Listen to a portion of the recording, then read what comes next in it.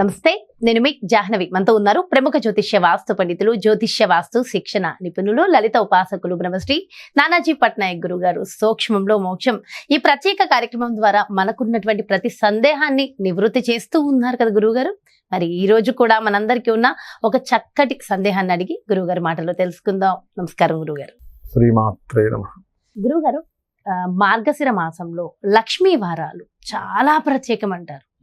Okay, అయితే ఈ లక్ష్మీ వారాలకు ఉన్నటువంటి ప్రత్యేకత ఏంటి? ఇక్కడ ఒక చిన్న సందేహం గురువు గారు. లక్ష్మీ వారము అంటే మనం జనరల్ గా శుక్రవారము అని అనుకుంటూ ఉంటాం కదా. లక్ష్మీవారం కాదు, గురువారం. లక్ష్మీవారం గురువారము లక్ష్మీవారము. మరి జనరల్ గా అయితే శుక్రవారం అంటాం. మరి ఎందుకు లక్ష్మీవారం, గురువారాన్ని లక్ష్మీవారం అన్నాము? అది కూడా ఒక్కసారి ఒక క్లారిటీ ఇచ్చేసేయండి. తప్పకుండా అమ్మా. మార్గశిర మాసంలో లక్ష్మీవారాలు ఎందుకు చేస్తారు అంటే ఇక్కడ మీరు బాగా అర్థం చేసుకోవాల్సింది ఏంటంటే, మార్గశిర మాసం ఎలా ఆరంభం అవుతుందో మనం చెప్పుకున్నాం. ఇది మృగశిర నక్షత్రం రోజు పౌర్ణమి ఉంటుంది కాబట్టి మార్గశిర మాసము అని. ఓకే, లక్ష్మీదేవి సెకండ్ హౌస్ ధనస్థానంగా తీసుకున్నాం. శుక్రరాశులు లక్ష్మీదేవి. ఓకే, అయితే ఈ శుక్రరాశులకి గురు రాశులు 6, 8 రాశులు అవుతాయి. ఎప్పుడైనా గుర్తుపెట్టుకోండి, 8వ రాశి అనేటువంటి తన యొక్క ఆయుష్ రాశి. అదేవిధంగా న్యాచురల్గా గురువు అనేటువంటిది ఏంటంటే, గురుగ్రహం ఏదైతే ఉందో మూలధనంగా చెప్తూ ఉంటారు. మూలధనం గురువు. ఈ శుక్రరాశులకు ఆయుష్ రాశులు, ఈ శుక్రరాశులకు దినచర్య రాశులు అవుతాయి ఇవి గురురాశులు. అందుకని ఏమిటంటే, మీకు ఇప్పుడు ఉదాహరణకి ఇప్పుడు ఇది అనుభవించాలనుకోండి, ఈ జన్మలో కావచ్చు, వచ్చే జన్మలో కావచ్చు. అనుభవించాలంటే మూలధనం ఉండాలి మీకు. ఆ బ్యాంక్ బ్యాలెన్స్ అంటారు సార్, మీరు ఇచ్చిన చెక్ సక్సెస్ అవ్వాలంటే బ్యాంక్ బ్యాలెన్స్ ఉండాలి. బ్యాంక్ బ్యాలెన్స్ ఉంటేనే బ్యాంక్ బ్యాలెన్స్ ఉండాలి. బ్యాంక్ బ్యాలెన్స్ ఉండడం ఒక ఎత్తు. మీరిప్పుడు ధర్మంగా వ్యవహరిస్తున్నందుకు అది ఆ యొక్క ఫలం వల్ల మీకు ఇప్పుడు ఉన్న ఫలితం రావడం ఎత్తు. ఇప్పుడు మామూలుగా చూడండి, మనం ఇప్పుడు ఏదైనా అనుభవిస్తున్నాం అనుకోండి అమ్మా, మనం ఎన్ని పూజలు చేస్తున్నాం, అనుభవిస్తున్నాం. ఇబ్బంది పడే వాళ్ళు కొంతమంది ఉంటారు, బాగా చక్కగా సక్సెస్ అయ్యే వాళ్ళు ఉంటారు. ఏమంటారు శాస్త్రంలో ఏం చెప్తాయి? అతనికి పూర్వజన్మ పుణ్యం ఉందండి, అందుకు కలుగుతుంది అంటాం. కొంతమందికి ఈ పూజ వల్ల ఫలించిందండి అంటూ ఉంటారు. ఈ పూజ వల్ల ఎందుకు ఫలిస్తుంది అంటే, మార్గశిర లక్ష్మీవారం పూర్వజన్మ సంబంధం లేకుండా ఈ పూజ వల్ల ఫలిస్తుంది. ఎందుకు అంటే చెప్తాను చూడండి. ఈ యొక్క పూజా సంబంధించిన ధర్మాన్ని పాటించడం వల్ల ఫలిస్తుంది. ఎలాగా అంటే చెప్తాను చూడండి. అలా కూడా ఉంటుందా అండి పూర్వజన్మ పుణ్యం లేకుండా అంటే ఉంటుంది. దానికి మనకి ఆదిశంకరాచార్యులు వారు వృత్తాంతమే. సింపుల్గా అతను మీకు తెలిసే ఉంటుంది, మనం చాలాసార్లు చెప్పుకున్నాం, ఆయన మరోసారి చెప్తాను. ఆయన చక్కగా ఆయన భిక్షాటన చేసేటప్పుడు ఒక ఇంటి దగ్గరికి వెళ్ళి అడుగుతాడు. అడిగితే అప్పుడు లోపల నుంచి ఒక ఉసిరికాయ తీసుకొచ్చి ఇస్తుంది. ఇచ్చినప్పుడు చెప్తుంది ఇచ్చి, స్వామి 10 రోజుల నుంచి నేను పస్తులున్నాను, మా వారు బయటికి వెళ్ళారు సంపాదించుకొని రావడానికి, నేను 10 రోజుల నుంచి ఎటువంటి ఆహారం తీసుకోలేదు, ఉన్న ఒకే ఒక ఉసిరికాయ నీకు ఇస్తున్నానని చెప్పని ఇస్తుంది. అప్పుడు ఆ యొక్క పరమేశ్వర స్వరూపమైనటువంటి ఆ యొక్క ఆదిశంకరాచార్యుల వారు కరిగిపోతారు. కరిగిపోయి మహాలక్ష్మిని ప్రార్థిస్తాడు. ఆయన ప్రార్థించగానే లక్ష్మీదేవి ప్రత్యక్షం అవుతుంది. ప్రత్యక్షమై, శంకర ఈవిడికి పుణ్యం లేదు, పుణ్యం లేకుండా నేను ఎక్కడి నుంచి ఇవ్వాలి, పుణ్యం లేకుండా నేను ఇవ్వలేను, పుణ్యం ఉంటే అంటే బ్యాంకులో బ్యాలెన్స్ ఉంటే నేను ఇస్తాను, ఇవ్వలేను అన్నప్పుడు అప్పుడు ఆదిశంకరాచార్యుల వారు ఒక మాట చెప్తారు. అమ్మ, పుణ్యం ఉంటే ఇస్తాను, నేను ఒప్పుకుంటాను, కానీ ధర్మం పాటిస్తే కూడా ఇవ్వాలి కదా. ఆవిడ ధర్మం పాటించింది, ఉసిరికాయ ఇచ్చింది. ధర్మం ఏంటి? భిక్షాటం చేసుకునే వ్యక్తికి ఏదో ఒకటి ఇవ్వాలి.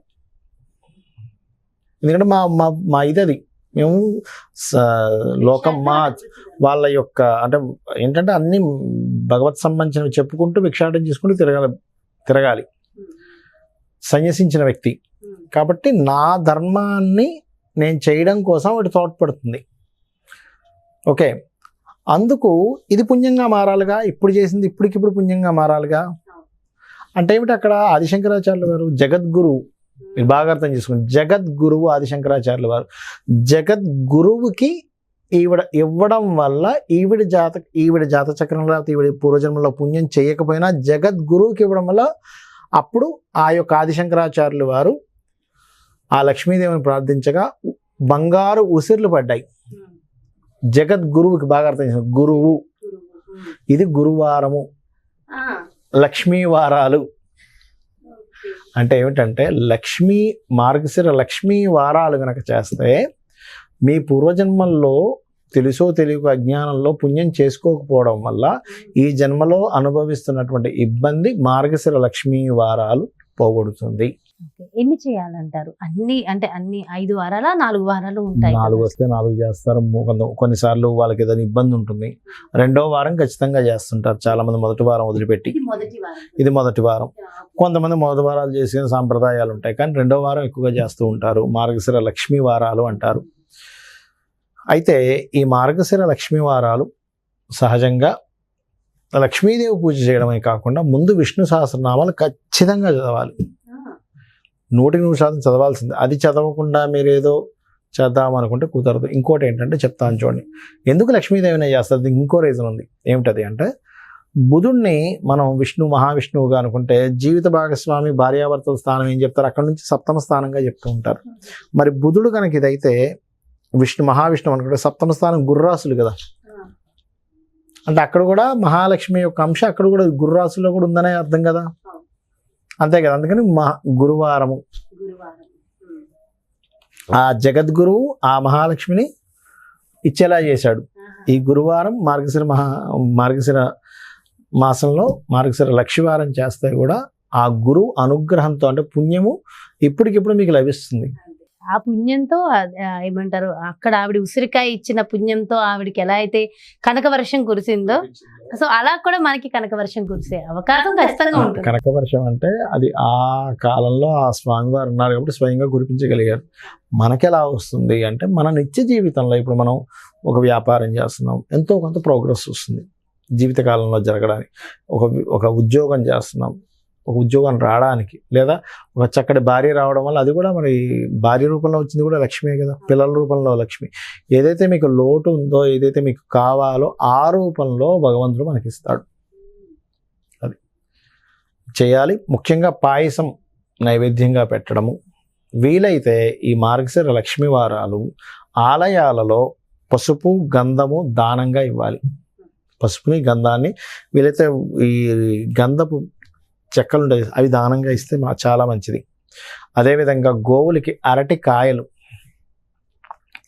అదేవిధంగా ఇది సర్వసాధారణంగా ఎందుకు జరుగుతుందండి, ఎన్ని లక్ష్మీ పూజలు చేసిన డబ్బులు రావట్లేదు ఎందుకు జరుగుతుందంటే, వీళ్ళ పూర్వజన్మలో బలమైనటువంటి కర్మ వెంటాడుతుంటుందమ్మా. అలాంటప్పుడు ప్రత్యేకంగా లలితా సహస్రనామాల్లో నవవిద్రుమ బింబశ్రీ న్యక్కారి రతన ఛద అనే నామం ఉంటుంది. అంటే అమ్మవారి పెదవుల గురించి ఆ యొక్క నామం యొక్క అర్థం.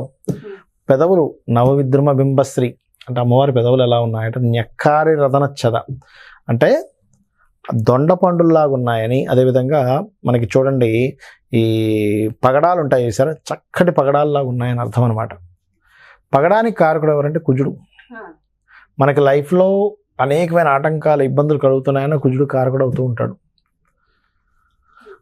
ఆ స్ట్రెస్ని ఇచ్చేటి గ్రహం కుజుడు అనమాట. లైఫ్లో పాడైపోతే బాగుంటే అతనే భూమి మూలంగా డబ్బులు ఇస్తాడు, బాగా బ్రహ్మాండంగా మంచి భర్తనే ఇస్తాడు, భూమి మూలంగా డబ్బులు ఇస్తాడు.